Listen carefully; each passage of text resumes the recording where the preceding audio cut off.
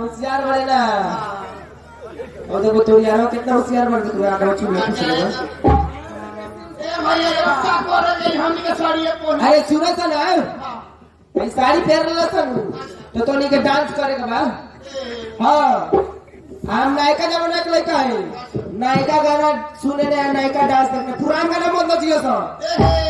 ए घर के नाचो में नायका वो कुल नाचता से होइते हां रे बेसी मेरे कम नाची हसन बेसी होय रे ही लावता अरे हिप हॉप डांस होते ना जनबे चला चला भैया चला ए बजाइए अपने